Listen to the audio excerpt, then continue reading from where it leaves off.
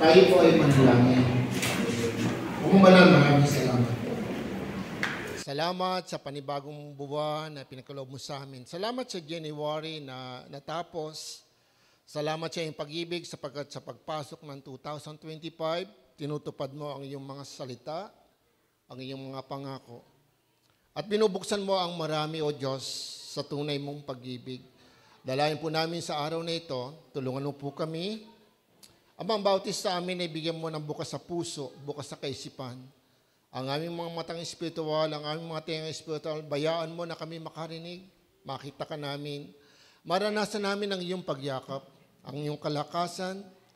Panginoon, dalayan po namin, patawarin mo kami sa lahat ng aming kasalanan. At dalayan ko po, Ama, ang malakas sa pagkilos sa iyong Santong Espiritu. Turuan mo po kami sa maraming bagay. Ama, salamat po, gamitin mo lang po ako na ilingkod. Ipahayag mo ang iyong layunin sa lahat sa amin. Maging ako na iyong lingkod o turuan mo. Ama, bigyan mo ako ng tamang panalita, tamang kaisipan at tamang puso. Sa iyo po ang lahat ng kapurihan. Purihin ka po, Ama. Purihin ka, O Diyos. Sa lahat po ng ito, purihin ka. Sa pangalan po ng aming Panginoong Hesus. Amen and amen. Palakpakan nga po natin ang Panginoon. Yung pong nagpapasalamat sa Panginoon. Sige po, palakpakan natin ang Panginoon. Amen. Hallelujah! Amen, Lord. Sige po, palakpakan natin ang Panginoon. Amen. Hallelujah. Hallelujah. Amen. Amen. Hallelujah. Hallelujah. Amen. Amen, Lord. Hallelujah. Amen. Amen. Amen. Okay, sige po, makaupo na po tayo. Alam po ba nyo, ang daming pangyayari at year 2025, pumasok po tayo na year 2025 bago magsarado ang taon, December pa lang. Actually, yung buong taon po ngayon ay napapakahig ang Diyos. Kaya lang po, ang hirap po ay marami po sa mga tao ang busy hanggang sa ngayon ay hindi po nakakarinig, bagamat nakakarinig. Parang ganito po. Naririnig niya ang isang bagay pero hindi po mapasok sa kanya dahil sa kabisihan. Ang una niyang binibigyan ng pansin ay ang kanyang sarili. Kaya nga nakikinig pero hindi nakakadinig. Kasi ang tunay nakakadinig ay nagbabago, merong sinusundan at talagang totally may ginagawa. Kaya nga po ngayon ang maging pag-uusap natin ngayon ay makikita natin, ayan po, makikita natin sa 1 Juan, ayan. Sa 1 Juan, okay, sige. 1 Juan chapter 4, ayan, chapter 4. Ayan, alis po yung aking chapter 4 verse 7 to 13. Siguro po anin po natin. 7 to 13. Ayan, sundan po niyo ako. Okay.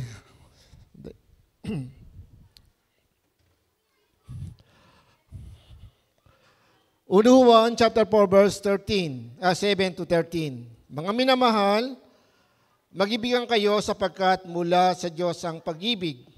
Ang bawat umiibig ay anak ng Diyos at kumikilala sa Diyos. Ang hindi umiibig ay hindi kumikilala sa Diyos sapagkat ang Diyos ay pag-ibig. Inihayag ng Diyos ang kanyang pag-ibig sa atin nang isugo niya sa mundo ang kanyang kaisa-isang anak upang magkaroon tayo ng buhay sa pamamagitan niya. Ito ang pag-ibig, hindi sa inibig natin ng Diyos, kundi tayo ang inibig niya at isinugo niya ang kanyang anak upang maging handog para mapatawad ang ating mga kasalanan. Mga minamahal, kung ganoong kadakila ang pag-ibig ng Diyos sa atin, dapat din tayong magmahalan. Kailanmay wala pang taong nakakakita sa Diyos, ngunit kung tayo'y nagmamahalan, nasa atin ang Diyos at nagiging ganap sa atin ang kanyang pag-ibig. Nalalaman natin na natili tayo sa Diyos at siya naman sa atin sapagkat pinagkalooban niya tayo ng kanyang Espiritu. So purihin ang Panginoon sa kanyang pagbabasa ng kanyang salita. So purihin ang Diyos. Kasi po mga kapatid ay 32 times na nabanggit ni Apostol Juan, ni Juan sa kanyang mga sinulat yung kanya pong yung salitang pag-ibig. So hindi po ito naisulat niya at ang layunin niya hindi po para maantig ang ating emotion o yung feeling, hindi po. Kundi tinuturo po ni Juan ay yung pong isagawa o gawin natin. Kaya tingnan mo yung katabi mo, ayan, mahalin mo yan. Pero, kasi po ngayon, iba ang isipan ng tao. Kasi lalo na pag February, ayan, naku, wala pa akong partner, wala akong kadate. Hindi po yan, hindi ganyan. Hindi po yan ang pag-ibig ng Diyos. Kaya nga po, binigyan ko ito ng pamagat na the true love o ang totoong pag-ibig. So, purihin Panginoon kasi po, sa panahon nito, pagpasok pa lang ng January, totoo po, ang pag-ibig ng Diyos ay nadadaman natin. Although na napakaraming nangyayari ngayon, lalo sa Amerika, sa bansa natin, kahit po walang bagyo, ay bumabaha sa Mindanao, ibang bahagi sa Bicol, at dito po sa bansa natin, ngayon po meron namang bagyo na lumarating sa atin dito sa Mindanao, so hindi po natin alam kung ano mangyayari. Maraming pagbabago sa ibang bansa, sa Malaysia, sa kahit na mayamang bansa, kahit sa Saudi Arabia, na isang mga disyerto na hindi po nila napaghandaan ng kanilang mga kalsada, wala silang drainage kasi po puro buhangin sa kanila. Kaya ngayon bumabaha sa kanila. Ngayon lang for the first time nangyari. Mga kapatid, napakahalaga po, kung nagbabasa kayo ng Bible, ang mga hula sa Biblia, bagamat marami naghihirap at marami ang nasasawi, kasi nakasulat yan sa Bible, yan ay bahagi ng pag-ibig ng Diyos na tinutupad niya ang kanyang salita. Kaya nga po tayo mga tao ay maging mahanda po. Saka ito na nga po yung the end times. Ito na yung sinasabi, malapit na dumating ang Panginoon. Minsan na yun po madidinig ko sa marami. Marami nagsasabi, malapit na dumating ang Panginoon. Pero anong ginagawa natin? Ano po yung ating pamumuhay? Kaya nga po ay napakahalaga yung tayo ay laging magbasa ng Biblia. Hindi lang po yung every Sunday nakikinig ng sermon. Kasi po ang buhay po, ang salita po ng Diyos ay buhay at mabisa. Araw-araw po yan, nangungusap yan sa atin. Pagdating lang po din sa Sunday, ganito pong sermon, mayroong Sunday school or may small group, yun lang po ay mga bahagi ng ating pakikinig ang salita ng Diyos upang tayo ituwid, kung kailang ituwid, i-rebuke, o kailangan po tayo po ay encourage.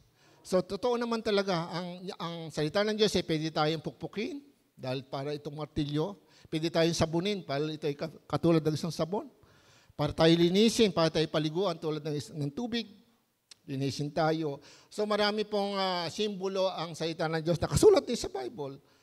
So, ang salita ng Diyos ay buhay at mabisa. Siya po ay katulad ng tubig na kung tayo po ay naliligo araw-araw ng tubig, ano po ang nararamdaman natin? Okay, sino yung araw-araw naliligo?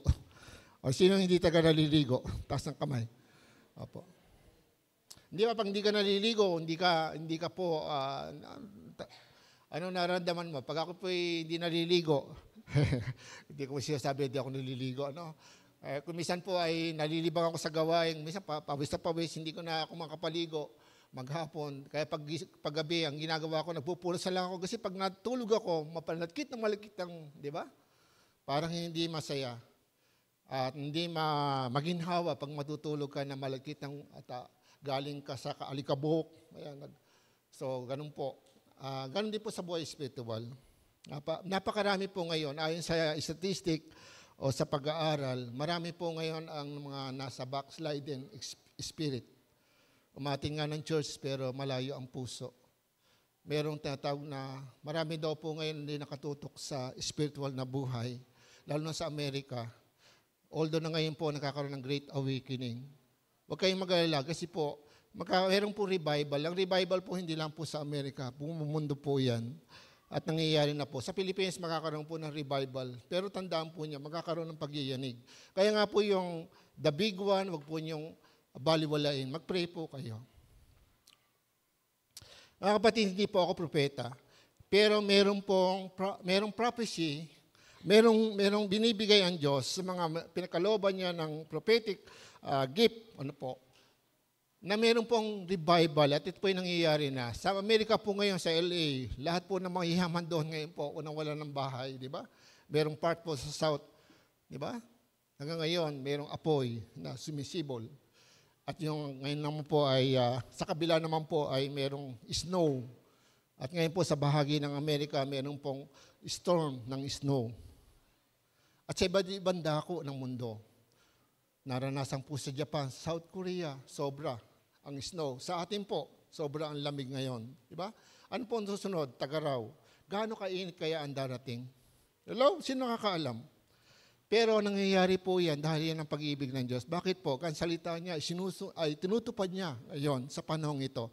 Kaya pa tayo mapalad. Bakit po? Kasi po, nakikita natin nangaganap na ngayon ang sinasabi sa Bible. Pero, yun po ang masakit. Hindi po ito naunawaan ng marami. Paulit-ulit po na nangangaral ang Panginoon. Alam po ba niyo doon sa Jeremias 29, verse 11, alam po ba niyo yung pong mga hinuhula po ni Jeremias na yung pong Israel ay sasakupin siya at dadaling bihag sa Babylonia for 70 years. Sa 70 taon sila po ay mabibihag. Pero maraming propeta doon, hindi mangyayari ito, kung ano sinasabi. Pero alam po ba nyo, nung panahon po na yon ay bago po mangyari ang pagka-bihag po sa mga Israelita, sa mga taga Jerusalem at Judah, alam po ba ang nangyari? 23 taon na nangangaral po si Jeremias tungkol dito. Parang kung ilalayo po natin ngayon, sa simula pa lang, sinabi na sa Bible, may huling panahon. Mayroong taggutom, may taglindol, may salot, may digmaan. Lahat po na yun nagaganap na ngayon. At worse po ang nangyayari po ngayon. Dahil totoo po na ginaganap na ng Diyos, yung takdang panahon na ito yung mangyari. Kaya nga gumising po tayo. Hindi po tayo ay nagpo-programa, hindi tayo nag-entertain. Hindi po. Ito po yung pangangaral ng Satan ng Diyos. Kailangan manghawakan tayo sa katotohanan. Kasi po, tayo po yun. Wala na akong pananagutan pagka sinabi ko na po ito sa inyo. Amen? Pero marami kong pananagutan. Katulad na tayong lahat may pananagutan sa mga taong wala pa sa Panginoon. Pero paano tayo makakaakay ng tao sa Panginoon kung tayo mismo wala namang pagkaunawa? At busy tayo sa sarili natin. Pero hindi naman po sinasabi ko na iwanan mo ang kabuhayan mo, iwanan mo pamilya mo. Maliban na lang kung ikaw po ay tinatawag ng Diyos. Ikaw ay magpastor, ikaw ay maging missionary. Meron pong ganyan. Iniiwanan ng yaman, trabaho. Katulad ko po. Kasi sabi ko nga, pwede naman ako magtrabaho. Lalo nung ako tawagin ng Panginoon, bata pa ako, may pinag-aralan ako, may experience ako. Pero hindi nangyari. Okay. Sana mayaman na ako ngayon di ba? Pero hindi ko pa sinasabing ako yung mahirap. Dahil ang kayamanan alam ng tao pera, material na bagay. Pero ako yung mayaman. Kasi maraming pinanawa sa akin ng Panginoon at maraming pinarana sa akin ng Panginoon ng mga kakaibang biyaya. Biyaya sapagkat hindi ko alam kung saan manggagaling at paano mangyayari. Kaya biyaya.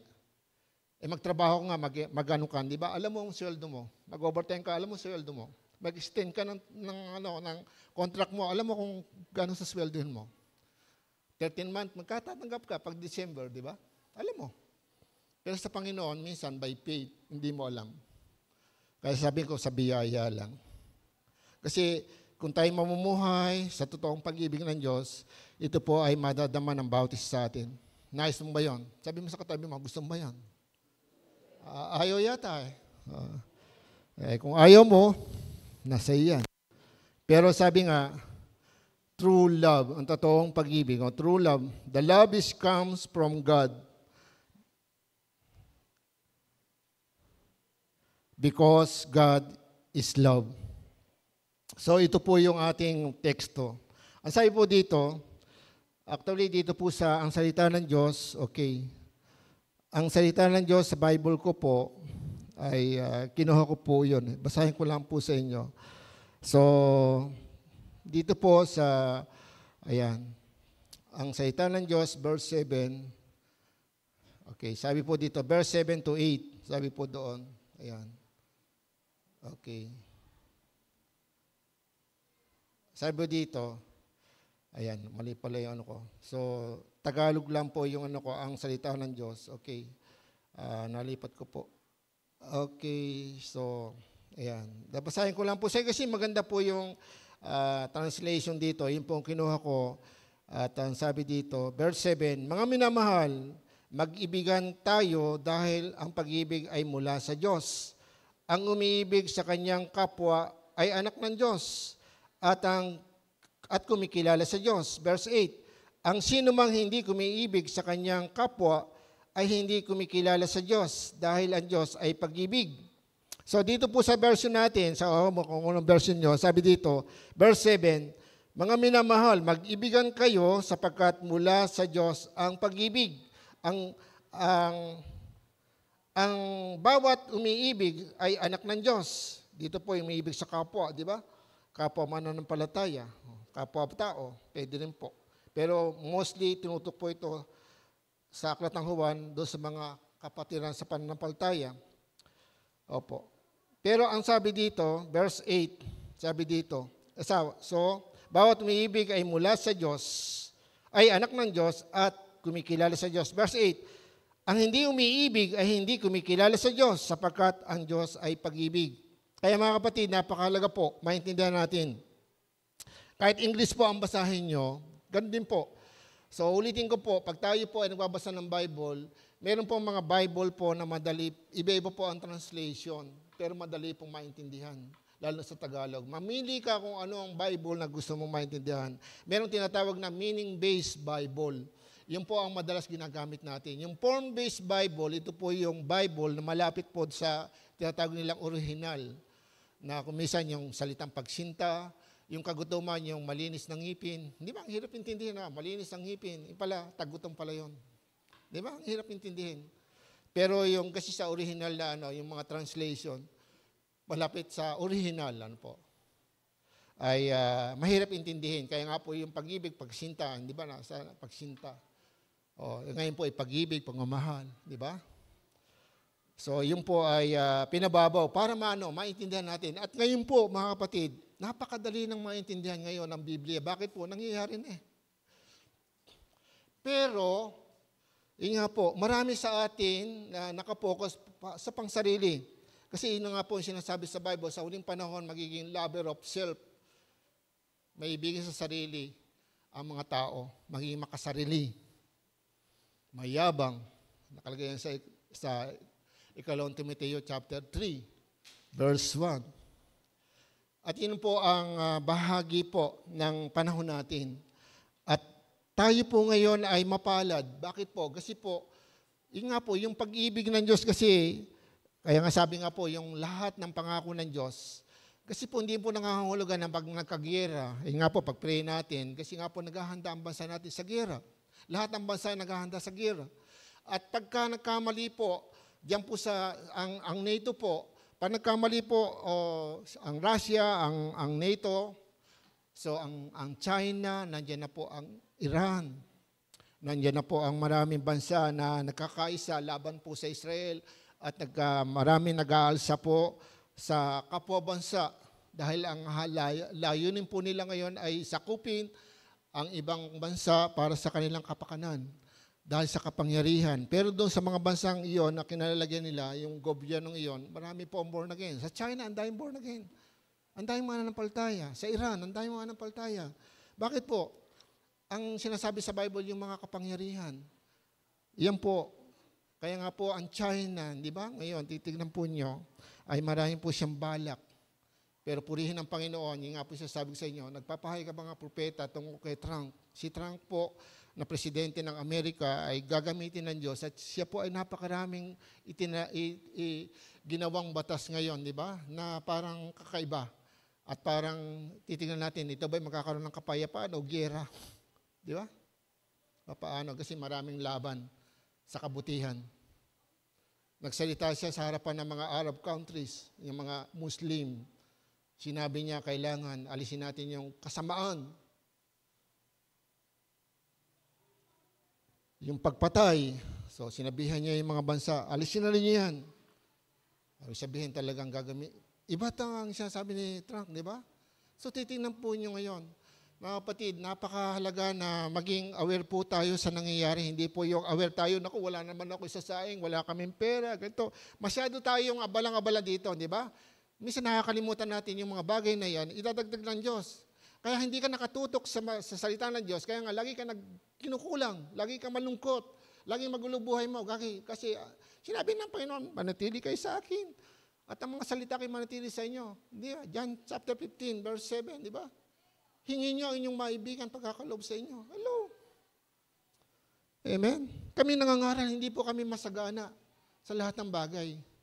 Pero, lagi pong sapat at kumisan ay sumusobra pa yung biyaya dumating sa akin, sa aking pamilya. Hindi man ako, pero yung pamilya ko pinabless ng Panginoon.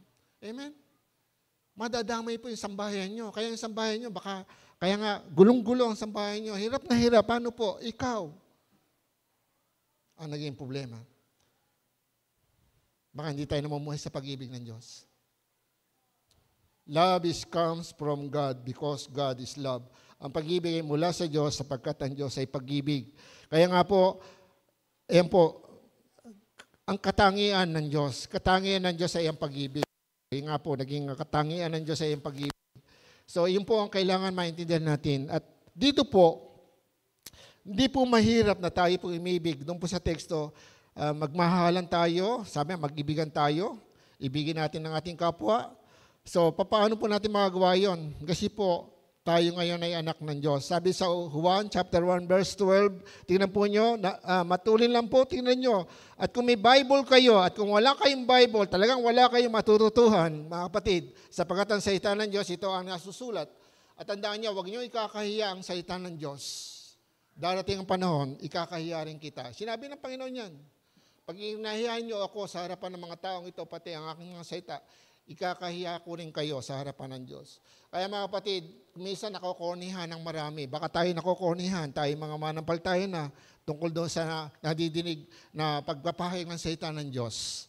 Baka tayo nakokornihan na sabihin natin, mahal ka ng Diyos, alam mo, para bang gusto mo mag-iba ng style ng pangangaral. Hindi po, walang ibang mabuting balita na papanawagan sa mga tao, kundi yung kamatayan ni Jesus Christ sa krus. Kailangan ng tao ay magsisi ng kasalanan at talikuran ito at manumbalik sa Diyos sa pamamagitan ng Jesus Christ. Kaya napakalaga po ang katangian ng Diyos, sapagkat ang katangian ng Diyos ay pag-ibig. 1 Juan 1 verse 12. Ang sabi po doon, subalit ang lahat ng tumanggap at sumampalatay sa Kanya, ibinigay niya ng karapatan maging anak ng Diyos. Ginawa tayong anak ng Diyos. Sila ay naging mga anak ng Diyos, hindi dahil sa sinilang sila o sa kagagawa ng tao.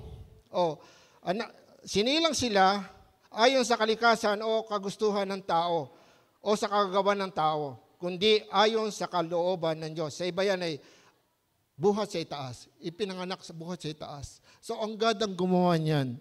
Kaya nga po mga kapatid, yung pong pag-ibig, mahirap, hindi na po mahirap kung ikaw ay tunay na mananampalataya. Kaya lang po, ang nangyayari ngayon, kaya hindi nangyayari dahil nga po, marami po ang backsliding.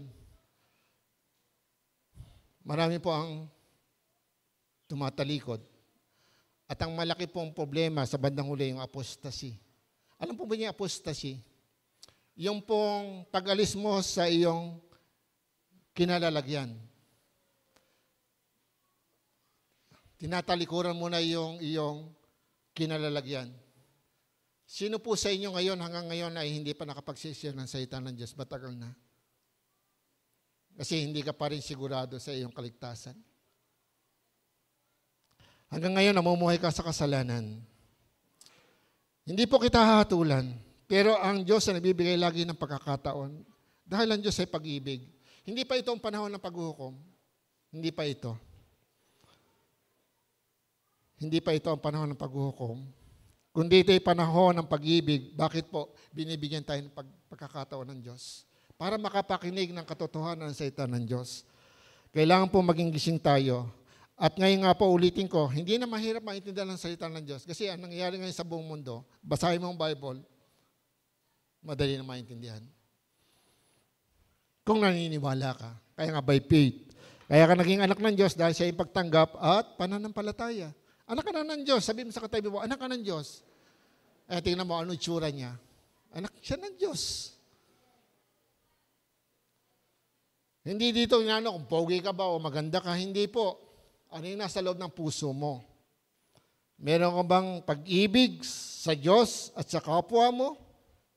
Sa katabi mo? O hanggang ngayon ay nandiyan ka pa rin sa pag-aalibay. Kasi siya may kasalanan Kasi ganito Di ba? Kaya nga po, napakalaga po. Ginawa tayo mga anak ng Diyos.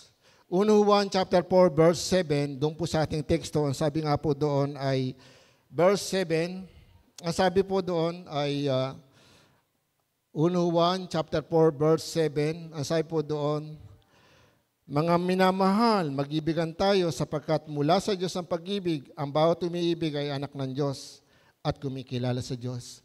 Tayo pa anak na ng Diyos ngayon. Kaya nga po, di ba? Madali na po yon. Hindi na po mahirap. Sabi mo sa katabi mo, hindi na mahirap. Ang mahirap lang, ayaw mo. Kasi paano kayo nagre-react kapag nakakita kayo ng mali sa kapatid? Imbis na sabihin, leader pa naman siya, gano'n, di ba? Nakatulong ba? Asan ang pag-ibig? Tumatayo pa naman siya sa stage. Natuturo pa naman siya ng salita ng Diyos. Di ba? Ganyan tayo, di ba? Judgmental tayo. Nagja-jump tayo sa pagja-judge. Di ba? Hinuhukuman natin ang ating kapwa. Pero paano natin siya matutulungan? Di ba? Pero si Jesus Christ, ganitong ginagawa niya. Kahit gumawa ka ng kasalanan, nandiyan siya, kinawakatok sa puso ng bawat gumagawa ng kasalanan. Ipinaunawa niya, mahal kita anak, lumayo ka sa kasalanan. Amen? Kung ang Diyos ay malupit, araw-araw maraming mamamatay, di ba? Hello? Sapat kamatayan ng kabayaran ng kasalanan, di ba? Araw-araw mamamatay tayo.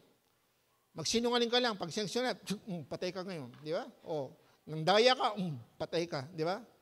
Lahat sisipain tayo. Pati ako, wala na dito siguro. Amen?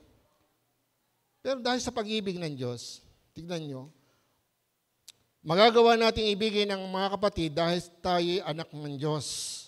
Ngayon, maliban na lang, hindi pa tinatanggap si Jesus Christ, nandito ka sa loob ng kapilya, gumagaya ka lang, pero hindi mo tinanggap talaga siya bilang iyong Panginoon, tagapagligtas ng iyong buhay. At nakakahiya naman at nakakapagod na ikaw ay manampalataya na hanggang ngayon naghahanap ka pa ng katotohanan. Saan ka masaya? Hello? Kasi naging makasarili ka. Ganun po yun.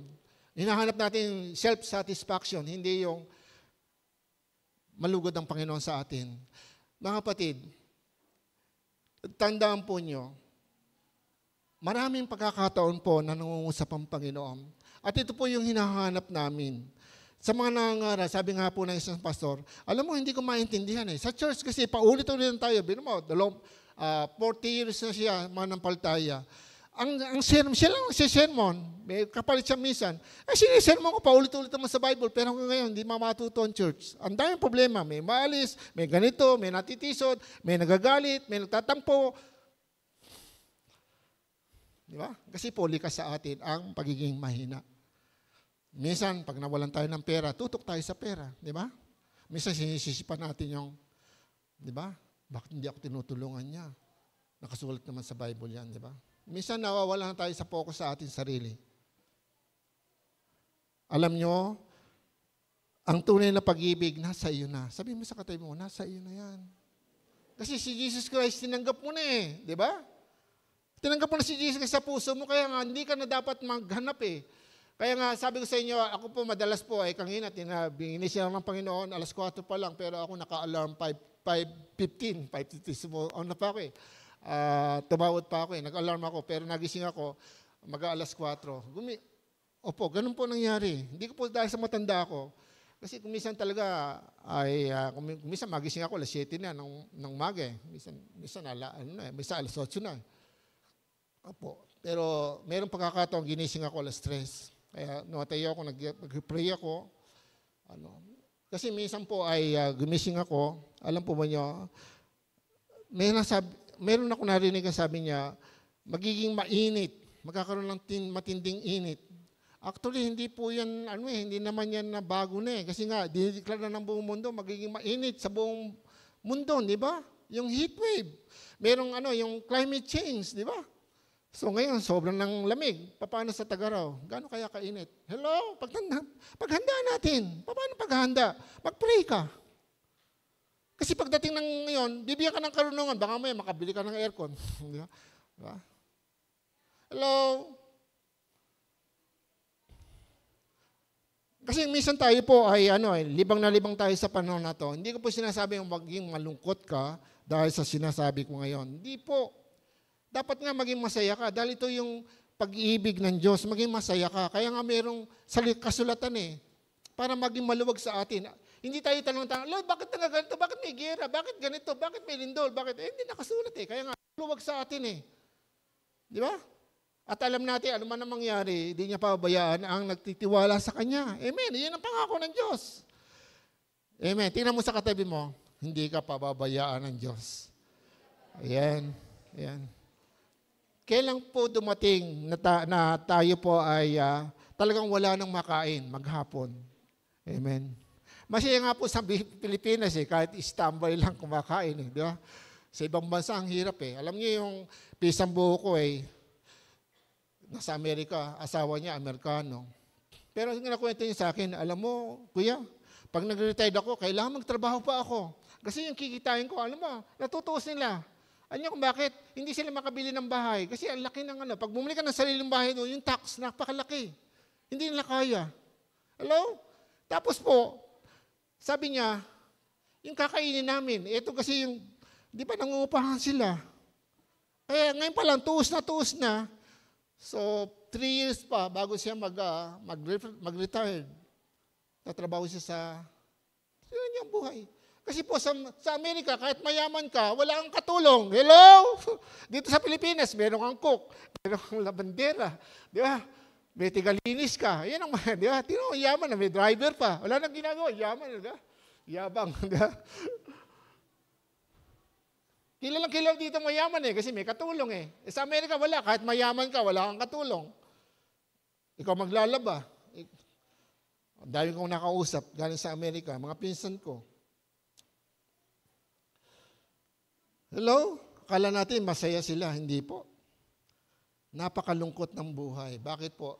Kasi siyempre akala lang natin, doon po sa Amerika, mura po yung ganito, libre itong ganito, libre yung ganito. Pero yung cost of living, di ba? Medyo mahirap pong maabot. Kaya nung panahon po nagkakaroon po ng inflation o yung problema sa mundo dahil tungkol sa pananalapi. So, marami po sa Amerika ay, ayun po, nangupahan na lang, nagbenta ng bahay kasi hindi nila kaya. Iba kumukuha ng kasi maluho po ang mga Amerikano. Opo. Doon po kasi pag nagtrabaho ka, maganda trabaho mo, opera ka agad ng kotse. Yeah. Ngayon, ginagaya ng Pilipinas yan. Ang daing kotse, wala namang garahe. Kaya nga, nagkakabuhol-buhol. Di ba? So, kasi masabi lang may kotse, di ba? Pastor naman, ang sakit mo naman, bakit ikaw ba? Nangangarap ako, kaya lang iniisip ko, pagka bumili ko, bibili rin ako, pagkakaya ko. Pero iniisip ko, yung garahe. Kasi baka makadagdag na naman ng traffic Kahit sa baril, nakaka-traffic. Sa amin nga, nakaka-traffic Bakit kanyo? Ang daming nakasparada, kotse, tricycle, kolong-kolong. Grabe. Alam ng mga nagdadaan sa tabang. Yeah? Kaya mga kapatid, verse 8, ang sabi po doon, ayan, sabi dito sa ating teksto, ang sabi doon, ang hindi umiibig kanina doon sa ating teksto kanina, doon po sa ang salita ng Diyos, ang hindi umiibig sa kapwa, ayan, ay hindi kumikilala, ay hindi umiibig at hindi kumikilala. Ang hindi umiibig ay hindi kumikilala sa Diyos sapagkat ang Diyos ay pag-ibig. So actually, mga kapatid, ay hindi na po mahirap ngayon, ulitin ko po, dahil katunayan na nakikilala natin yung pag-ibig natin sa kapwa, ito po yung katunayan na nakikilala natin ng Diyos. Kaya nga po kung ikaw ay manampalataya at ikaw ay may kagalit, may katampuhan, mga kapatid, gumising ka. Hindi po yan ang bahagi ng kabanalan. Ang Diyos ay pag-ibig, ang Diyos ay banal, malinis. Kaya nga po lagi din sinasabi ng Panginoon, mamuhay kayo sa pag-ibig dahil ang pag-ibig po ay malawak. Magagawa nito ang lahat ng bagay. At hindi po tayo hindi po tayo magkakaroon po ng pagliban. Kasi po, magagawa po natin ang lahat ng ito sa pamamagitan ni Jesus Christ. At doon po sa verse 13, ito po ang katibayan. Ang sabi po, verse 13, ayan, ng 1 Juan chapter 4, verse 13, ang sabi po dito, nalalaman natin na natili tayo sa Diyos at siya naman sa atin sapagkat pinakalooban niya tayo ng kanyang Espiritu. Kaya po napakadali, hindi po mahirap. Kasi kung ako po tatanungin niyo, bakit ba mayroong problema sa mundong ito? Bakit may ganito? Bakit may ganon? Kasi po hindi po naintindihan niya ng mga taong wala pa kay Kristo kasi wala pa silang Espiritu.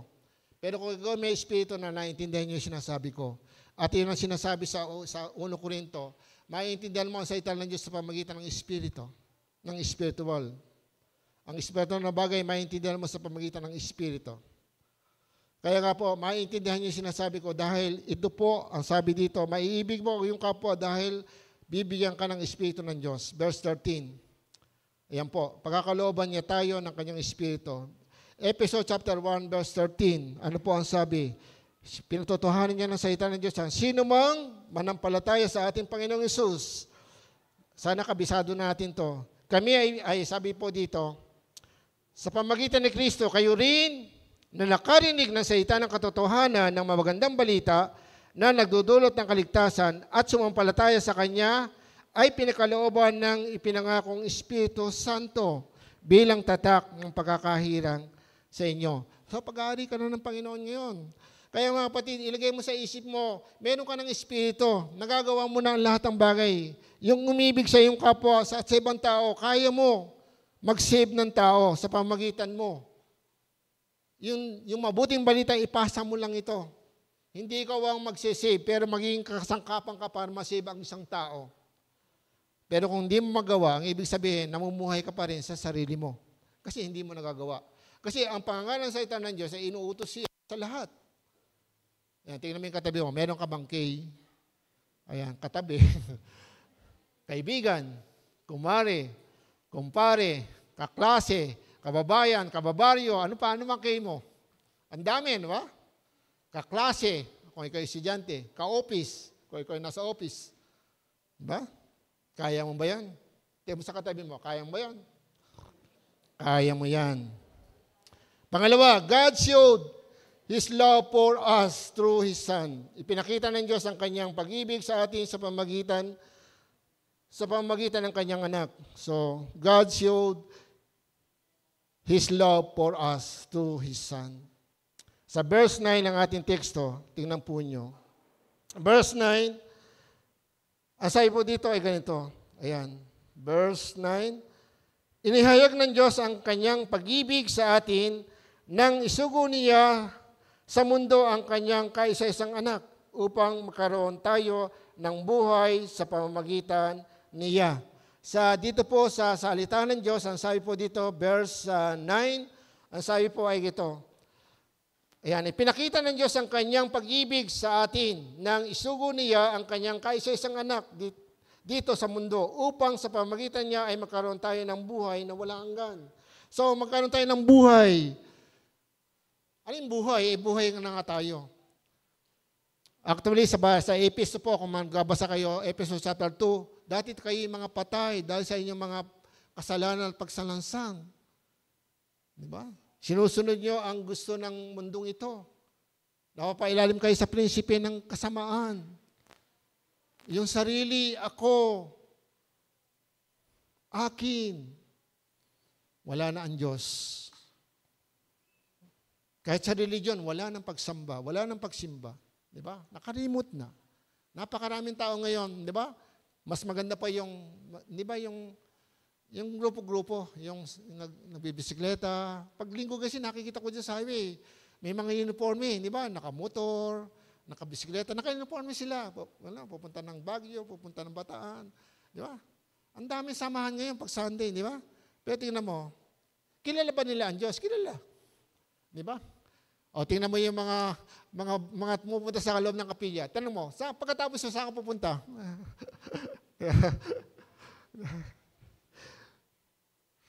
Mamaya may paghayo.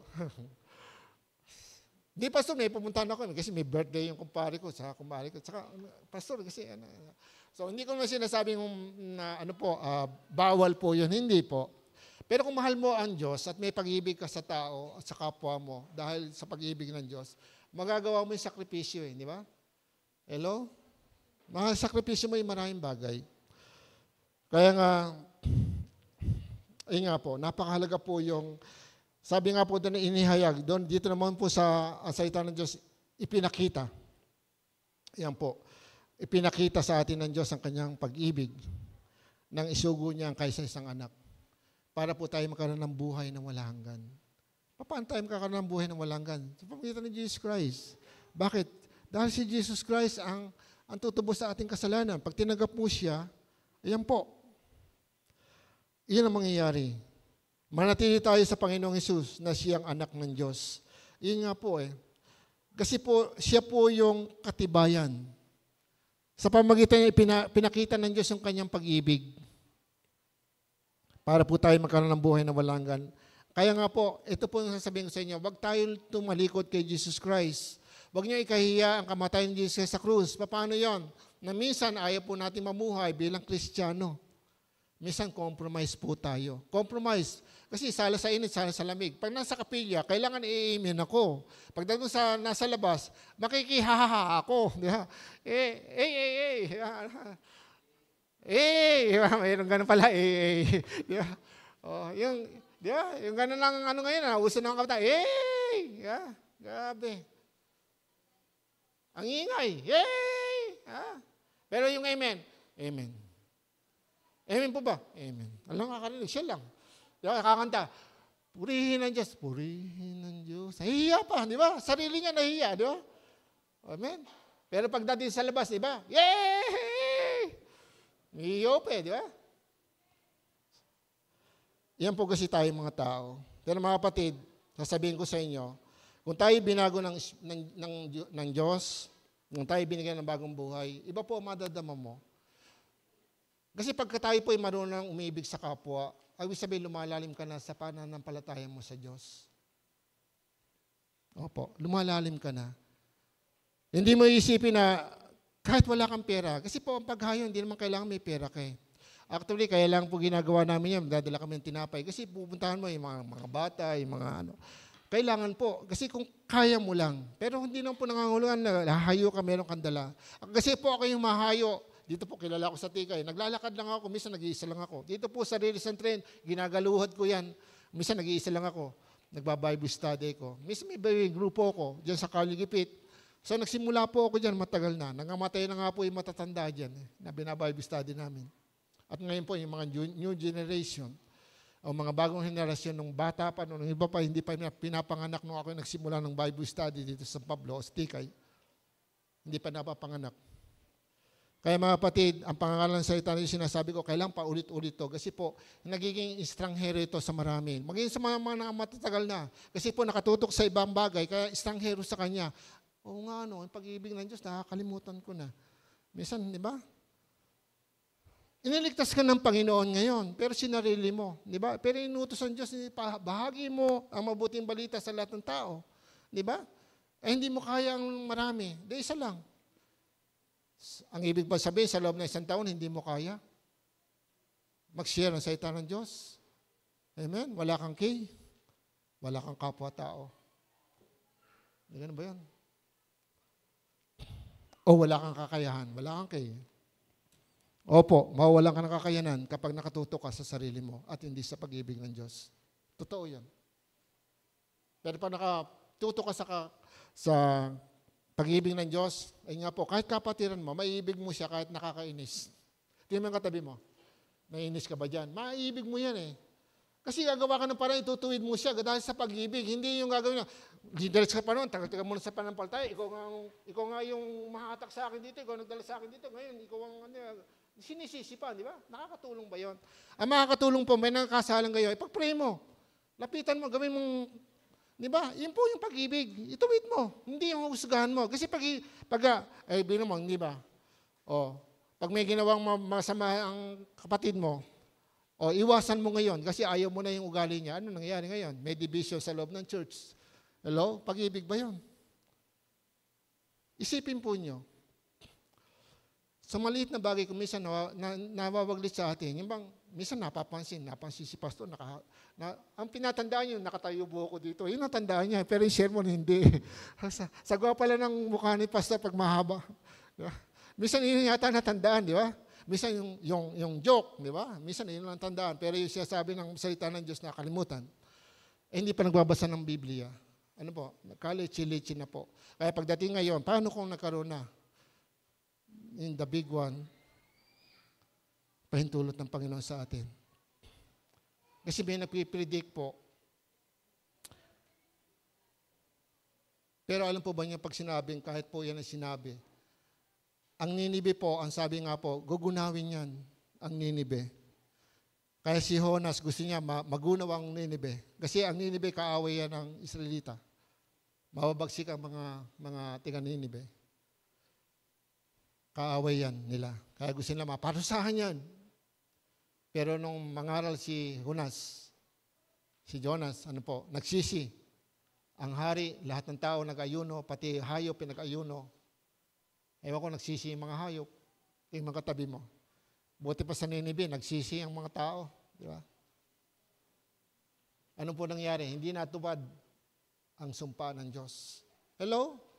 Ganun din sa prophetic. Kaya sa Amerika po, ngayon po, nagigising na ngayon ang maraming Kristiyano. Ang dami nagtitipon ngayon mga Kristiyano ngayon sa Amerika.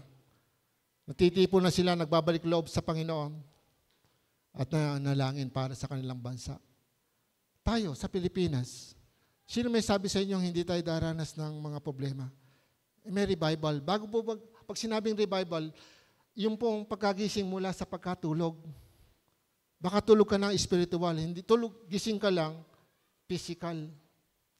Kasi busy ka sa trabaho, busy ka sa pera, busy ka sa pamilya mo, busy ka sa ano. Pero hindi naman po yung taga maging alibay natin eh. Kasi alam po ba nyo, yung nagtayo po ng Love of Christ, dito po dati nawala yun eh. Pero yung nagpatuloy yung anak noon eh. Yung pong founder noon, yung malaking church dati doon sa Balintawak, nakita nyo yung Love of Christ Church. Ang nag-share po doon isang lambandera. May cancer po yung tao na yon at siya po ay isang leader ng isang relihiyon na malaki. Labandera po ang nag-share sa kanya. Labandera, tingnan mo yung katabi mo. Labandera ka ba? Hello? Di ba? Nag-aaral ka na, may English pa nga, kaya mo mag-share eh. For God so loved the world. Di ba? Kaya mo yun eh, English pa nga eh, di ba? Pero dahil sa isang labandera, nakakilalang tao na nakapagtayo ng isang church na sumusunod sa kalooban ng Diyos. Amen? Kaya huwag mo malitin ang sarili mo. Kailang hindi mo magawa yan kapag tayo po ay nawala na sa salita ng Diyos. Pinakita ng Diyos ang kanyang pag-ibig sa pamamagitan ng Jesus Christ. Ano ba ginawa ni Jesus Christ? Di ba? Siya namatay sa krus. Sabi nga doon, Juan chapter 3, verse 16. Sabi nga niya, sabi doon, gayon na lamang ang pag-ibig ng Diyos sa sanlibutan, kaya ibinigay niya ang kaysa isang anak, kanyang bugtong na anak, upang ang sino man sumampalataya sa kanya, di ba? Ay di mapahamak sa dagat-dagatang apoy, kundi magkaroon ng buhay o buhay na walang hanggan. Gayon na lamang ang pag-ibig ng Diyos sa sanlibutan, sa mga tao makasalanan. Tayo po yun, nakasulat sa Biblia na tayong lahat ay makasalanan sa Romans chapter 3, verse 23, sapagkat ang lahat ay nagkasala. At walang sino mang nakaabot o karapat-dapat sa harapan ng Diyos. Pagdating sa 6:23 ng Roman, sapagkat kamatayan ang kabayaran ng kasalanan. Ngunit ang walang bayad na kaloob ng Diyos ay buhay na walang hanggan sa pamamagitan ng Jesus Christ. Amen? Kung lahat ay nagkasala, di ba? At ang babayaran ng tao ang kanyang kasalanan ng kamatayan, sino maliligtas? Kaya nga, kung kilala mo ang pag-ibig ng Diyos at kilala mo ang Diyos, pinakita niya ito nang isugo niya si Jesus Christ. Hello? Sa bawat araw na ginawa ng Diyos, mag-iingat ka at magiging grateful ka. Lagi kang magpapasalamat. Kasi buhay ka pa ngayon na meron kang pagkakilala sa Diyos. Kahit may problema ka, magpapasalamat ka dahil alam mo buhay ang Diyos. Kasama mo siya. At pinatawad ka sa iyong kasalanan. Iyon po yung katotohanan. Hindi po yung may pera ka lang, kaya ka nag-amen kayo, o ikaw ay nag-praise the Lord. Paano kung wala kang pera? Praise the Lord. Ganun ba yun? Pero gawin mo, kapatid, kasama mo ang Diyos sa lahat ng iyong pangarap. Sa tayong tagumpay, tingnan nyo, ikaw magiging masayang tao sa buong mundo. Mayaman ka na, kasama pa ang Panginoon, nalulugod pa sa iyo ang Diyos. Amen? Kung minsan hindi, tinatalikuran ng Diyos para sa maraming bagay. Mahirap po, kasi hindi man ako Diyos. Kaya para sa akin, nalulungkot ako sa maraming bagay. Hindi po ako masaya. Masaya ako sa Panginoon, pero hindi ako masaya sa nakikita ko. Opo. Kaya pinag-pray ko po kayo. Pinag-pray ko, mahal ko sa buhay. Pag-pray niyo ako. Hindi po ako Diyos. Minsan umiiyak po ako sa Panginoon. Iniiyak ko yung, hindi po ang aking sarili. Iniiyak ko, minsan nagpe-pray po ako, minsan sa isang tao na may katungkulan. So, kaklase ko pa ito. Nagpe-pray ako, tagal kong nagpe-pray, talagang niyayanig ako. Kasi yung tao na yon ay sumikat, naging kilala, ang layo na narating, pero siya'y kababata ko. At alam nyo, kamamatay lang po nung kababata ko, itong last Sunday, last week. 64 po ako ngayon. Kasi 64 din siya, namatay. Nilibing na po last week. Ay, isipin ko, di ba? Siyempre, mo 64, namatay na, di ba? Ako ba, maalalaman ko kung kailan ako mamatay. Tingnan mo yung katabi mo, alam ba kung kailan ako mamatay? Di ba? Kaya nga, enjoy mo yung buhay mo. Maging masaya ka. Hindi yung malungkot ako, wala pa akong kotse, wala pa akong ganito, wala pa akong ganito, puro ganun ka, nakatuto ka, nakayuko ka lagi, tapos hindi ka magamit sa ministry, hindi ka talaga maging masaya. Dahil ang kasiyahan mo ay yung ma-satisfied ang sarili mo at matupad na yung pangarap. Sabi nga natin, yung awit 37 verse 4, di ba? Delight yourself, English pa yun, Delight yourself to the Lord and He will give you the desire of your heart. Di ba? Hanapin mo sa Diyos ang kaligayahan. Pag sinabing sa Diyos ang kaligayahan, yung tamang relasyon. Merong devotion, merong prayer every day. So basic. Yung tamang relasyon. Nakipag-usap ka sa Diyos araw-araw. Nag-pray ka araw-araw. Pag may pangailangan ka, humingi ka sa Diyos. Nagpapasalamat ka sa Diyos sa mga patagumpay. Sa lahat. Pinagpapasalamat mo ang lahat ng bagay. Sumusunod ka sa salita ng Diyos. Amen? And He will give you the desire of your heart. Yung mga pangarap mo ay yung makakamtan. Ayusin mo lang yung relasyon mo sa Diyos. Hindi dahilan na wala kang pera ngayon. Alam po ba niya, may isang matanda na tiga Pampanga, nakikinig siya ng radio. Merong nakapapakinggan siya ng radio. Is speaking pa nga dito po sa Manila. Alam po niya yung Word of Hope. Di ba? Yan sa may tapat ng SM North, di ba? Doon po pupunta, matanda na po siya. Ano po ba niyo? Ang problema niya, yung nanghihiram lang siya ng pamasahe. Kasi gusto niyang makakatin Parang hinahatak siya ng Panginoon doon Ano ang dumating doon? Sinunod niya yung kalooban niya. Gusto niya makaatin, makarinig ang salita ng Diyos doon sa lugar na yon. Alam niyo, dumating doon, may nakakita sa kanya isang mayamang kapatiran. Nay, saan po ba kayo umuwi? Pampanga pa ako umuwi. Ba't ka dito mating wala bang church? Hindi, dito ako dinadala ng Panginoon Sige, Nay. Basta pumunta ka dito. Sagot ko, pamasahe mo pag-uwi at Hello? Palakpakan po natin ng Panginoon. Amen. Hallelujah.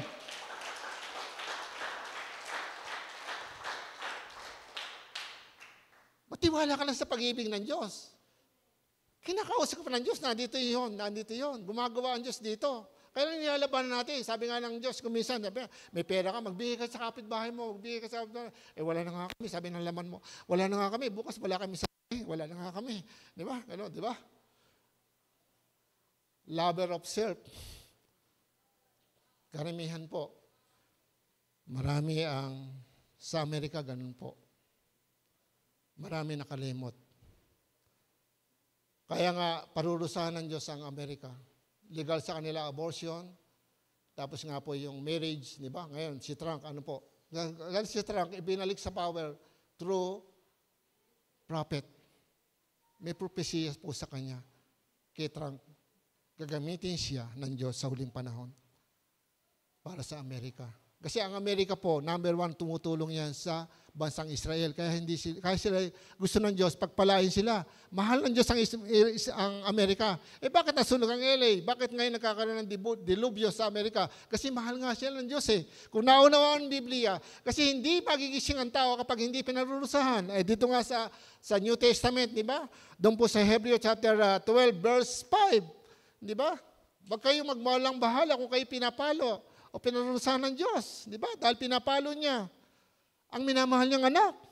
Tapos pagdating sa bandang huli, kung kayo pinapalo, di ba? Maaray tayo sa sakit. Masakit pag pinapalo. Tinutubig ng Diyos. Hindi po ito yung pagpalo na papaluin ka ng, kumisan, merong negosyo ka na malulugi.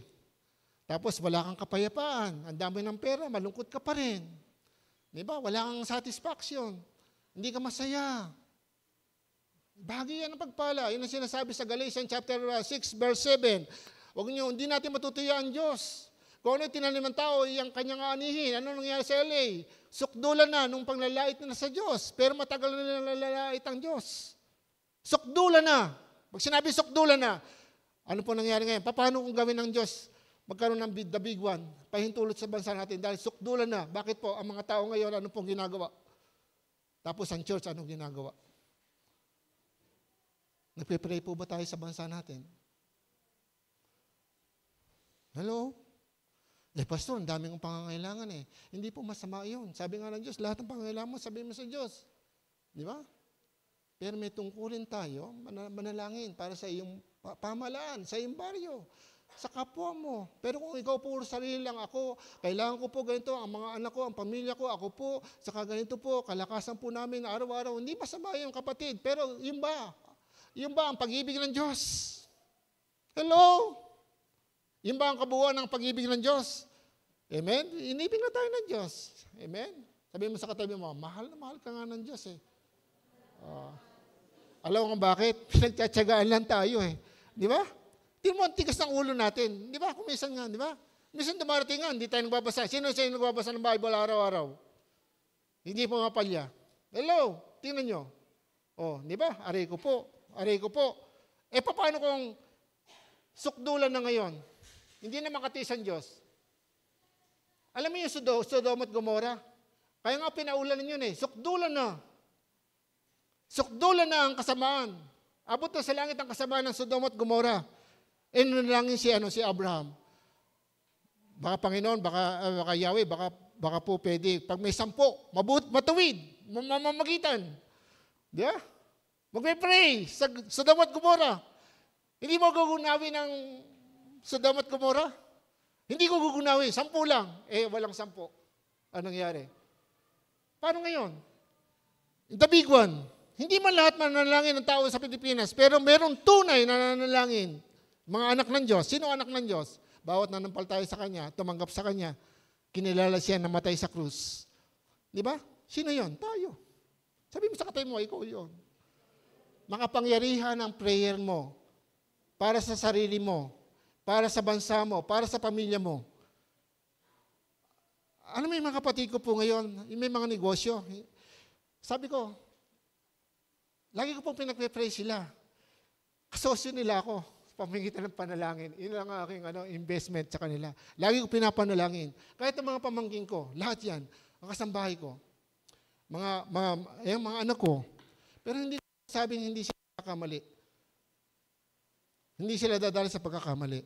Pero lagi ko po, kayo po, pinapanalangin ko. Kaya nadidinig nyo dito, lahat ng estudyante makatapos, elementary, high school, college, sa board exam makapasa. Diba? Lagi natin ipag-pray yan. Totoo po yan. Kasi makapangyarihan ng ating panalangin. Hello?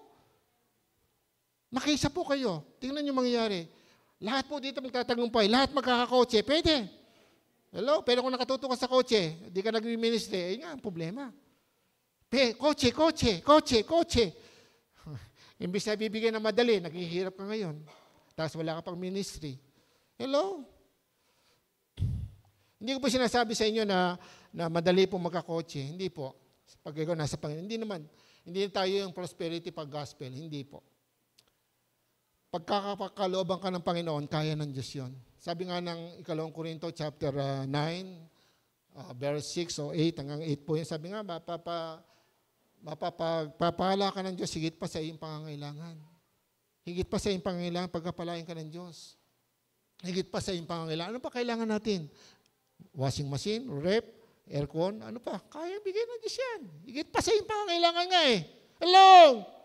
Pero ngayon, inuuna mo, kaya wala, nangyayari. Tapos ang ugali natin, hindi nababago. Hello? Isa yon. Malaking bagay po yon. Yung ugali. Doon po tayo nasira. Kasi ang pag-ibig ng Diyos, di ba? Fruit of Holy Spirit, love. Di ba? Love, peace, joy. Tapos patient. Tapos goodness, kindness. Di ba? Di ba? Long suffering. Yung meekness. Tapos yung pong, sabi nga doon, yung long suffering. Hindi po makita sa atin. Bakit po? Paano tayo pagkapalain ng Diyos? Kasi ang ibig sabihin, pag hindi nakita ang fruit of Holy Spirit sa atin, dapat po makita kasi nandiyan na Holy Spirit. Hindi po ito yung kukunin natin papunta sa langit. Kaya lang din natin magawa dahil nga meron tayong problema. Ang problema natin, mahina tayo. Kaya kung hindi ka nagpe-pray, hindi ka nagbabasa ng Bible, walang lakas para ka mabago. At minsan yung sermon, di ba? Hindi pa natin inunawa. At minsan sabi niyo, pinatamaan niya ata ako ng pastor kasi alam niyo siguro yung problema ko. Minsan ako pa may problema. Hello? Alam niyo, napakahirap po sa akin. Pero ang nakikita po, hindi po kayo. Marami. Kaya po may prayer kami dito. 3 lang po kami pastor at binabantayan po namin ang ating bansa at ang church sa ating bansa. Yun po yung ministry ko ngayon. Extra ministry para sa body of Christ. Pero siyempre, kayo po yung personal ko na ministry. Kayo po yung pinag-pray ko, mga pamilya nyo, yung mahal nyo sa buhay, makakilala sa Panginoon. Yung mga nandito kasama natin na wala ngayon, di ba? Tingnan nyo yung katabi nyo. O, wala nang laman, di ba? Upuan na lang. Pero kung ipag-pray natin yan, o merong time, dalawin natin, baka na may problema. O, di ba? Sabi natin, kasi wala akong panahon, pastor eh. Okay, yan naging problema natin ngayon. Kaya mga kapatid, asa na ng pag-ibig ng Diyos. God show His love for us through His Son. Kaya kung si Jesus Christ na sa atin, nakatutok tayo kay Jesus Christ, ay ibig sabihin, yun po, yung pag-ibig ng Diyos na sa atin na. 1 Juan chapter 4 verse 9. Yun nga po, yung sinabi kanina, na sabi doon, inahayag ng Diyos ang kanyang pag-ibig na ibigay niya sa atin ang kanyang anak. Doon po, para tayo magkaroon ng buhay na walang hanggan. At dito po sa pamagitan ng ating Panginoong Jesucristo. Sa bandang huli, God proved His love to us through the Lord Jesus Christ. Pinatunayan ng Diyos ang kanyang pag-ibig sa atin sa pamagitan ng Panginoong Jesucristo. So, sa verse 10 ng ating teksto, ang sabi po doon, ganito po. So, tiyaga lang po. Ang sabi po dito, ito ang pag-ibig, hindi sa inibig natin ang Diyos, kundi tayo ang inibig niya at isinugo niya ang kanyang anak upang maging handog para mapatawad ang ating mga kasalanan. Hello? Siya po yung naging handog. At wala nang talagang tatanggaping handog ang Diyos. Kasi walang karapat-dapat dahil lahat tayo nakasala. Paano maliligtas ang tao kung walang Diyos na nagkatawang tao para, merong malinis na tao para ihandog sa Diyos. Para mapawi ang puot ng Diyos sa tao. Dahil sa kasalanan ng tao. Kaya nga nagkatawang tao si Jesus Christ, 100% naging tao, umiinom, tutulog, kumakain. Pero siya ay Diyos. Diyos ang nagkatawang tao para po tayo ay ligtas. Amen? 1 Juan chapter 2. Roman chapter 5. Umpisahan po natin sa Roman chapter 5. Ayan po, sabi dito, verse 7 to 8. Ang sabi po doon ay ito. Okay? 7 to 8 ng Roman chapter 5. Ang sabi po dito, Ayan, mahirap mangyaring ialay ni naman ang kanyang buhay alang-alang sa isang taong matuwid, kahit na maaaring may mga has na gumawa nito alang-alang sa isang taong mabuti. Ngunit pinatunayan ng Diyos ang kanyang pag-ibig sa atin nang mamatay si Kristo para sa atin noong tayo'y makasalanan pa. Nagsakripisyo ang Panginoon. Hindi dahil siya'y makasalanan. Nung naging tao siya'y wala po siyang kinalaman sa pagiging tao natin. Naglihi si Maria, hindi sa pamagitan ng tao, hindi sa pamagitan ni Jose, sa pamagitan ng Holy Spirit. Kaya si Diyos ng katawan tao, ginamit lang ang bahay bata ni Maria na siyang tumayong ina. At ang tumayong ama niya ay si Jose. Pero hindi iyon ang kanyang biological father. Dahil si Jesus Christ ay pinaglihi sa pamagitan ng kapangyarihan ng Holy Spirit. Kaya kung titingnan po niyo, kaya po tinatanggap ng Diyos ang kanyang handog dahil siya po ay walang kasalanan. Naging makasalanan ng Panginoon para sa atin. Imagine po niyo. Tapos namumuhay tayo ngayon, binabaliwala natin. Paano natin mababaliwala? Hindi ko binabaliwala, Pastor. Paano hindi mababaliwalain? Kumisan, di ba? Yung pagpapahalaga natin sa gawain ng Panginoon. Minsan namimili tayo, may lakad ako, hindi mo na ako atin. Kasi meron kaming pupuntahan, di ba? Minsan mas mahalaga sa atin yung feeling natin, medyo tinatamad ako at saka wala ako sa mood, di ba? Minsan yung emotion, nainis ako ng leader, hindi mo na ako atin ngayon. Hello? Ano pa? Naging dahilan natin. Kasi wala akong pamasahe. Kasi wala akong damit na susuot pagsamba. Ako naranasan ko, dahil wala akong polo ko. Palit-palitan na lang yan. Iba kasi, nakita na ni sister to, sinuot ko. Ano mo kayo susuot ko sa linggo? Ano yung passion show? Hello? Nagre-religion tayo? Hindi? Hindi po. Kahit naka-stepping ka dito, kung sa puso ang iyong pagsamba sa Diyos, tatanggapin ka natin. Minsan meron po nag-disguise na isang pastor sa Amerika. Nag-disguise, nagkunwari siyang isang taong grasa. Opo, naglakad siya ng malayo bago siguro yung kalahating kilometro bago bumaba sa sasakyan at naglakad na lang siya, may dala siyang sako at naglalakad. Tapos mga para siya ng sasakyan, walang maano sa kanya. Tapos iniwasan siya ng mga tao. Nung nandoon sa gate ng kanyang church, senior pastor to, sa kanyang church, sabi ng mga nandoon yung mga usher,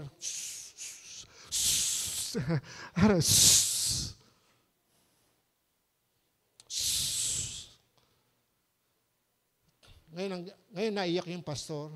Tapos unti-unti niya inalis yung kanyang piluka. Tapos inalis niya yung Tapos nakilala ngayon pastor.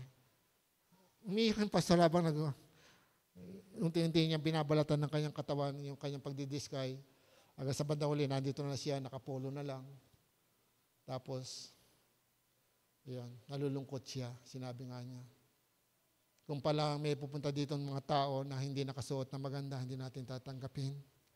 Pero ang pag-ibig ng Diyos walang itinatangi. Tingnan mo yung katabi mo.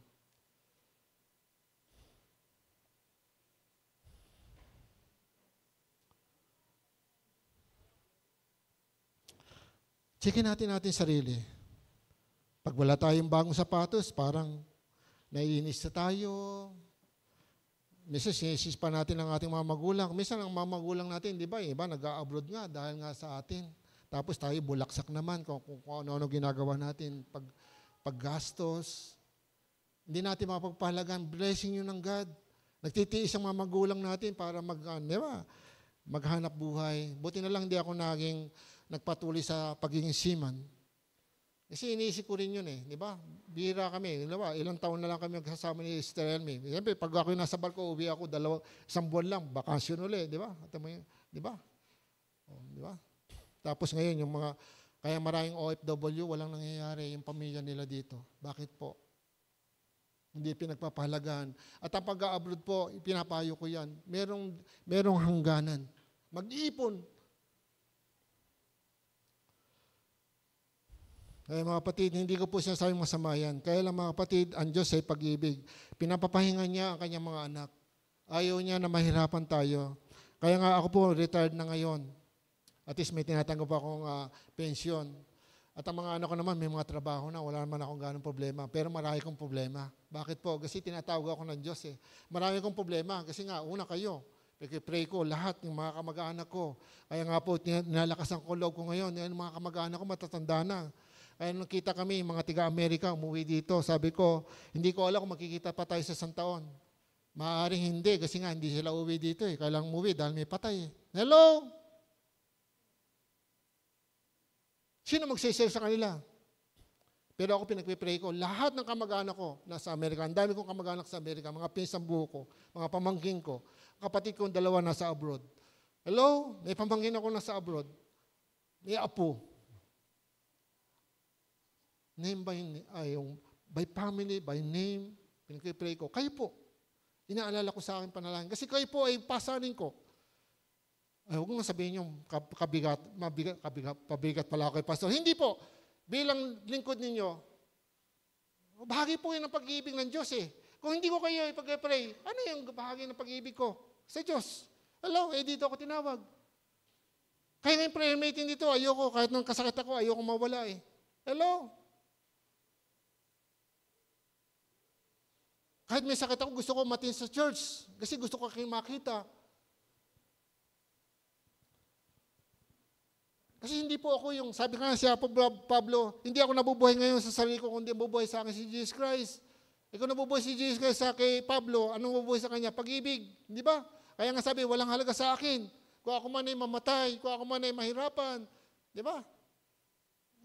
Sabi na Apostol Pablo, anong inaasahan natin na dapat gawin natin? Hindi, may lakad ako eh. Kayo muna, basta. Kasi hindi ako pwede pastor ganyan eh. Kasi so, wala tayong desire. Pero sabi ko sa inyo, pag may desire kayo, matanda nga nag-desire eh. Umati ng Manila eh, kahit walang pamasahin, ang hiram lang eh. O binuong blessing, Nay, basta umating ka dito, ako bahala. Yeah? O siguro hindi lang pamasahin, baka mayaman yung nagsabi. Malaking church yan eh, Word of Hope. Baka pag-uwi no, may grocery pa eh. Hello? Blessing. Kasi pinadala doon yung matanda eh. Wala siyang pamasahin mula pa. Pero tsaka ilang oras ang biyahe. Nung araw wala pa yung mga ilang oras po. Minsan 4 na oras po mula sa Pampanga. Opo, hindi kagaya nung araw na meron pong NLEX, matutulin. Wala pa po, mabagal pa po ang biyahe noon. At narinig ko po yun sa radio. At totoo po sa radio. Amen? Kaya nga po, God proved His love to us through the Lord Jesus Christ. Paano paraan nung siya po ay mamatay sa krus?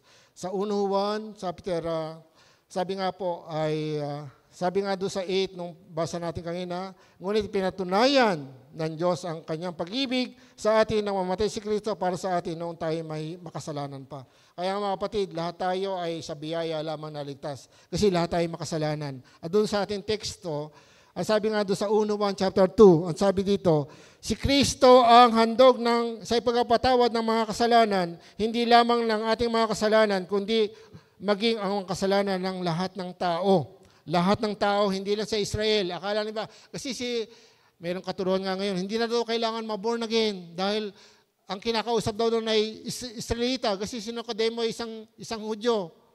Hudyo lang daw ang kinakausap doon. Mga kapatid, maging maingat kayo. Magbasa kayo ng Bible. Kailangan maging matatag kayo doon sa inyong kinalagyan. Hindi kayo, wala kayong apostasy, pagtalikod. Yung pagtalikod po, yung hindi ka na kumakawala ka na doon sa pananindigan mo na si Jesus Christ lang ang daan ng kaligtasan. Siya ang namatay sa krus. Ay, papanganak akong muli dahil tatanggapin ko siya. At papanganak ako sa pamamagitan ng Espiritu.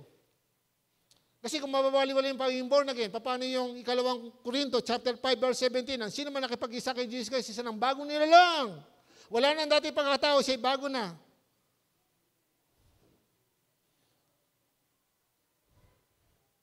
Paano yun? Saka yung mga ibang passage, yung sinasabi sa Tito, chapter 5, na tayo pinatawad ng Diyos, hindi sa ating niligtas tayo hindi sa pamagitan ng ating mabuting gawa, kundi sa habag ng Diyos sa atin. At tayo nilinis ng Espiritu Santo na nagbigay ng bagong buhay. Ipinanak tayo muli sa pamagitan ng Espiritu Santo na siya nagbigay ng bagong buhay sa atin. Tito chapter 3, verse 5. Kaya napakahalaga yung alam natin ang salita ng Diyos, nasa end time na sa tayo ngayon. Napakahalaga yung ikaw sa panahong ito ngayon. Hello? Huwag tayong lumakad nang hindi natin alam ang nangyayari sa paligid natin. Pero huwag kang matakot. Huwag kang matakot. Kasi yan ang pangako ng Diyos. Matakot ka lang kung matigas ang puso natin at ayaw natin sumunod sa kalooban ng Diyos. Mararanasan mo yung mararanasan ng mga taong parurusahan ng Diyos. Kaya sa Israel, sa LA, pati mabuti doon, nadamay. Madadamay. Kaya ikaw, madadamay pati yung sambayan mo. Ganun po yun. Madadamay pati lahi mo. Kasi ikaw magiging dahilan ng kaligtasan. Ako po ngayon, ang dahil kong pinsan na born again. Imposible. Maborn again. Ngayon, born again na. Manggagawa pa nga ng church. Hello? Anong ginagawa ko? Prayer lang. At iniingatan ko yung patotoo ko. Sa harapan nila. Hindi na ako sumasama sa kanilang mga umpukan. Bisyo. Kasi sa lahi namin, pag nagkikita-kita, bisyo. Siyempre, yun ang pasiyahan. Pero hindi na ako nagko-compromise. Ala na ako. Hindi na ako pwede dyan. Sinuko ko na sa Panginoon ang lahat ng yan. Hindi na ako. Binumutsuhin ko, sinabi niya, pag mamanuhin kita, inumin mo ito. Eko, Nong, tsuhin ko yon, kapatid ng nanay ko. Nong, sinuko ko na sa Panginoon yan. Alam sabi sa akin, harapan, ang kapal ng mukha mo. Hiyahin ka sa harapan ng mga pinsan ko, kamag-anak ko, mga tsuhin ko. Malala, yumuko lang ako. Pero bandang huli, alam mo, lumalapit sa akin yung mga tsahin ko, pinsan ko, Ray, pagpiri mo nga kami. Hello! Dati pinagtatawanan ako eh. Sinusuka ako. Kaya ba niyo yun? Sabi sa katabi mo, kaya mo yan. Kung naninindigan ka kay Lord. Kung alam mo ang pag-ibig ng Diyos. Ngayon kung sabihin ito, buhay o Jesus, ano gagawin mo? Hirap, Kaya sabi ko, kasi alam mo niyo mga kapatid, napakaraming tao. Ngayon po, na-open namin ng Bible study. Isang tricycle boy, doon po sa amin sa Tabang. Mahirap po siya. At dati po, mahirap. Sabi ko sa kanya, Brad, kung ikaw ba walang sakit at pupuntahan kita Bible study, sabi niya, hindi mo ako makikita, Brad. Taga hindi mo makikita kasi nasa labas eh. Malakas eh. Ngayon, sabi ko, ngayon may sakit ka na, hindi ka na makakaalis. Makinig ka. Ito pagbabago, ito yung kakaibahan. Pinakaliwanag ko sa kanya, ang kaibahan ng merong Kristo sa puso at merong Kristo dito sa isip lang. Ano mo ang tanong ko sa kanila? Ligtas ka na ba? Hindi ko alam. Pero kilala mo si Jesus Christ? Oo. Ano ba ginawa ng Jesus Christ sa krus? Bakit siya namatay? Para ligtas tayong mga tao. Dapat ligtas ka na. Ba't hindi ka ligtas? Pero pinaliwanag ko sa kanya, yung pakakaibahan. Iba yung nasa religion, iba yung nasa Bible. Kaya sabi ko sa kanya, alam mo Brad, ito yung, may pananampalataya tayo, kulang lang eh. Sabi ko, hindi ko sinabing mali, kulang lang. Kasi hindi tayo nagbabasa ng Bible. Sino mga ngaral ngayon ng pag-ibig ng Diyos? Ipinurove na ng Diyos sa pamagitan ng Biblia ng kanyang pag-ibig. At yan ay napurove na sa atin. Kasi ako ngayon, wala akong kwentang tao eh. Bakit ngayon nakatayo ako dito? Dapat patay na ako eh. Ba't ako buhay pa ngayon? Hello? Tinaningan ako 24 hours, ba't buhay pa ako ngayon?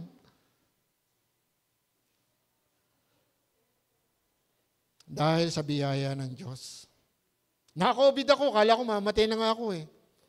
Napakasakit ng katawan ko.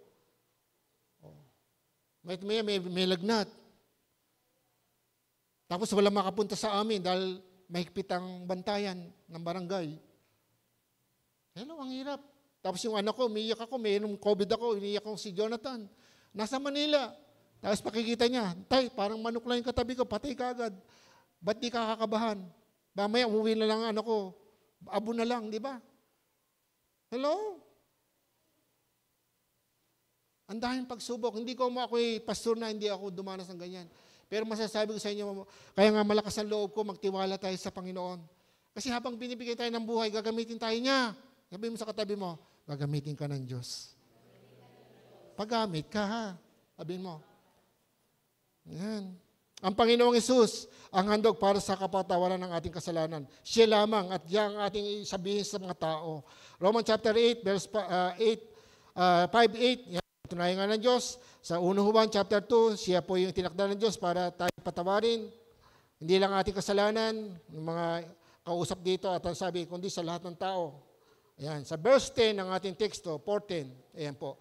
Dito tayo magtapos. Ang sabi dito, okay. Verse 10, ang sabi po dito, ito ang pag-ibig, hindi siya inibig natin ng Diyos, kundi tayo ang inibig niya at sinugo niya ang kanyang anak upang maging handog para mapatawad ang ating mga kasalanan. Wala po ito ang tunay na pag-ibig, hindi tayo ang umibig sa Diyos, kundi siya ang umibig sa atin at sinugo niya ang kanyang anak upang akuin ang ating mga kasalanan para sa kapatawaran natin. Ang salita ng Diyos, translation yun po. Inako niya. Walang iba, tumayo po tayo. Walang iba na pwede po magligtas sa atin. At doon ka po tumungtong. Doon ka po lumagay sa isang matibay na pundasyon. Kapag si Jesus Christ po ang tigapagligtas mo, kahit ano mo mangyari, hindi ka po matitinag. Kaya lang tayo natitinag, mga kapatid, kung minsan kinakalimutan mo na yung pundasyon mo na naligtas sa iyo, kaya pong magbigay ng pera, kaya lang magbigay ng salapi, kaya lang magbigay ng bigas, kaya magpagaling, kayang tumulong sa iyo, at kayang humipon ng taong para tulungan ka sa pangangailangan mo. I-bless ka kahit sa kawalan. Nakakalimutan mo, kaya bumibitaw tayo doon sa pundasyon at lumalayo tayo at namumuhay tayo sa ating sarili. At minsan hindi na nga po sumasamba. Minsan pati pagbabasa ng Biblia at pananalangin hindi na sinasamba. Palagay nyo, matutuwa ang Diyos. Ang Diyos ay pag-ibig, kaya hindi niya magawa na tayo hatulan kaagad kasi may tinakda na siya. Ito ang bahagi ng pag-ibig ng Diyos, pinaalalahanan tayo ngayong buhay pa. Sino nakakaalam sa atin na aabutin pa natin ng rapture? Paano kung hindi na?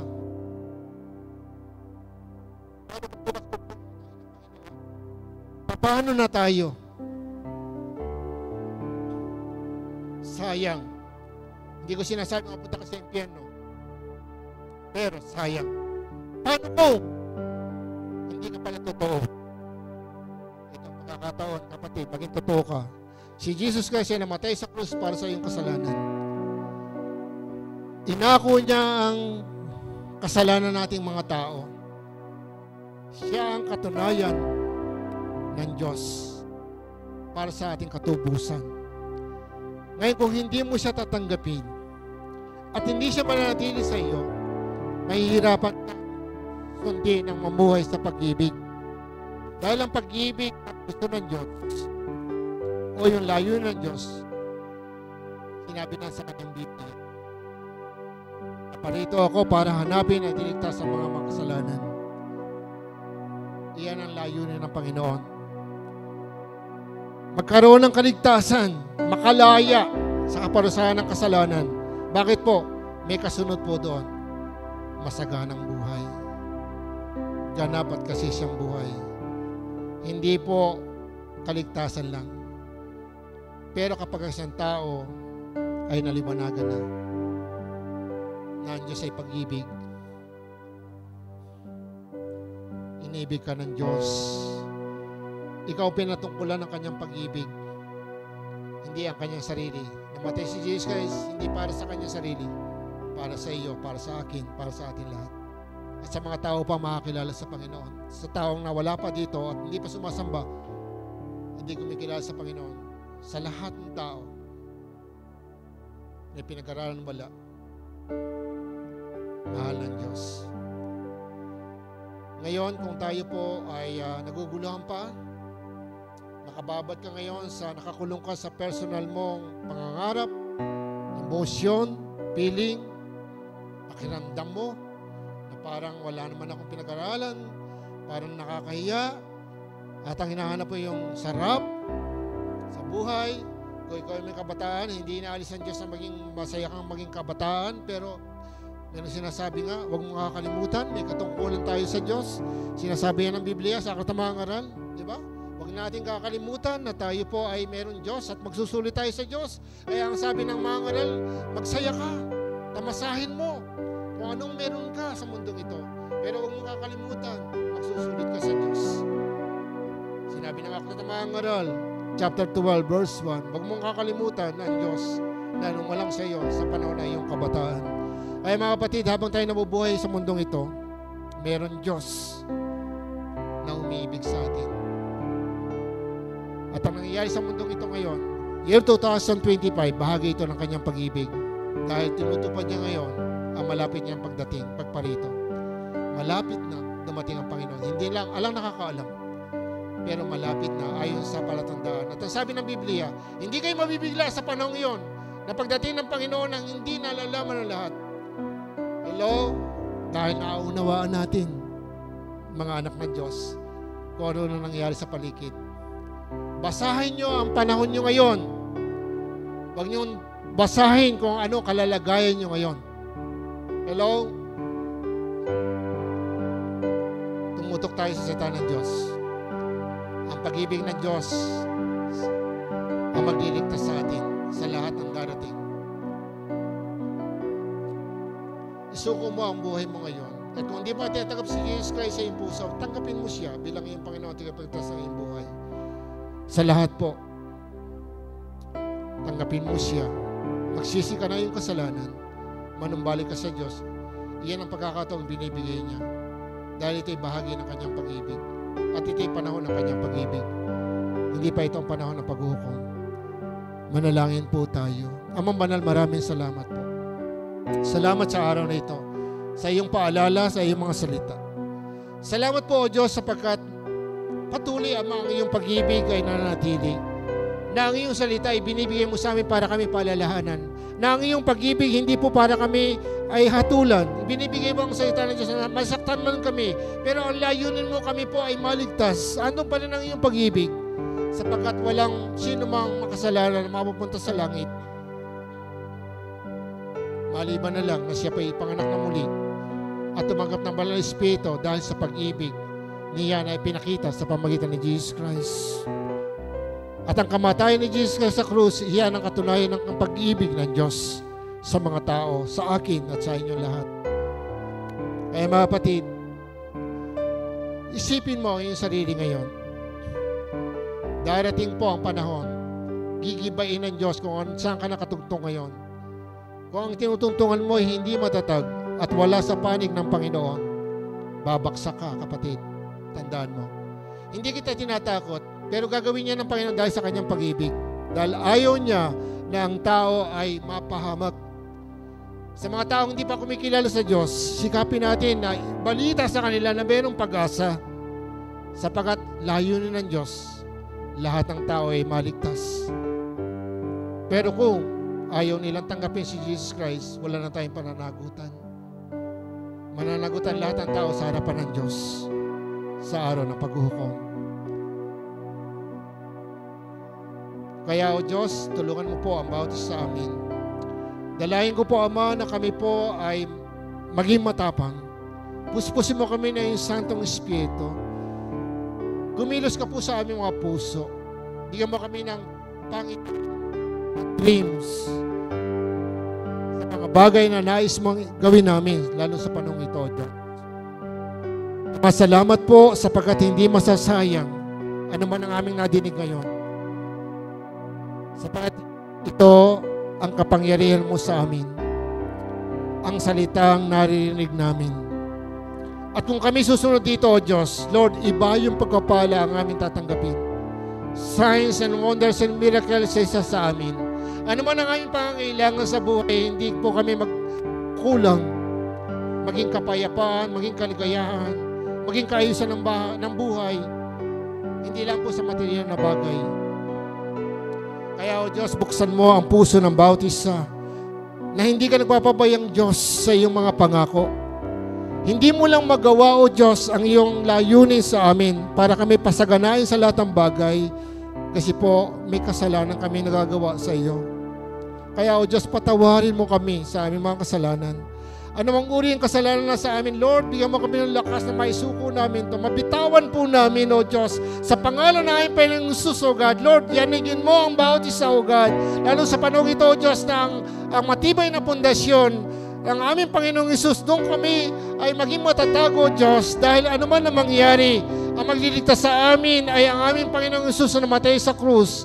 Nilibing 3 araw ay nabuhay na muli at siya'y nabubuhay magpakailanman. Kaya may katiyakan na kung kami maniniwala, mananampalataya, magtitiwala sa Panginoong Hesus, makakasama niya kami doon sa kaharian sa langit tulad ng iyong pangako. Buhay na wala hanggan na ibibigay mo sa amin. Kaya o Diyos, at ito pa'y magkakaroon sa amin na mula nung kami tumanggap sa Panginoon, at ito magkakaroon ng kaganapan, kami po kapag kami lumisan na sa mundong ito. Kaya o Diyos, ang dalangin ko po lahat, mga kabataan, mga nag-aaral, pagtagumpayin mo sila. Madama po nila na hindi ka nagpapabaya. Lord, hindi ka Diyos na maramot. Ang kaligayahan ng kabataan ibibigay mo sa kanila. Maliban na lamang kung gagawa sila ng kasalanan at lalayo sa iyo. Sa mga young professional, sa mga college, sa mga young professional, sa lahat po, Diyos, matupad ang kanilang mga pangarap. Makatapos ang pag-aaral, yung kukuha ng board exam, O Lord, samahan mo sila, pagtagumpayin mo sila. Yung mga may negosyo, yung nangangailangan ng mga sa kanilang sambahay, ng mga magulang, sa kabubuhay, kung paano po ang kanilang kabubuhay, lalo sa panahon ito. Lord, bigyan mo sila ng karunungan at pagkapala. Tulad ng iyong pangako, Lord, hindi mo kami pagkukulangin sa lahat ng aming pangangailangan. Ama, salamat po at doon sa may mga karamdaman at sakit, O God, tulad ng aming panalangin kanina pa po, O Diyos. Lord, ano ang karamdaman nito, O God? Lord, signs and wonders and miracles. Inaangkin po namin ang kagalingan sa pangalan ng aming Jesus, O God. Lord, dadalayin ko po si Padre Danny Soriano, O God. Lord, spiritually, physically, pagalingin mo siya sa pangalan ng aming Jesus, O God. Ugasan mo siya ng malandugo ng aming Panginoon mula ulo hanggang paa. Si Padre Carlito Villaperte, O God. Sa lahat ng mga kapatid may karamdaman. Nasa ospital, O Diyos. Amay, naalala ko po sa iyo. Lord, kahabagan mo, Panginoon, ang aming mga kapatid. Naalala ko po sa iyo si Marisa, Rita, O God, na nasa ospital. In the name of Jesus, O God. Hallelujah. Purihin ka, Panginoon, sa lahat ng mga kapatid na may karamdaman. Bautis sa amin. Lord, inangkin po namin ang iyong pagkapagaling, ang iyong biyaya ng kagalingan. Maraming salamat, Ama, sa araw na ito. Salamat sa iyong mensahe. Sa pangalan ng aming Panginoong Jesus, sa pangalan po ng aming Panginoong Jesus, sa pangalan po ng aming Panginoong Jesus, Amen and Amen. God bless you.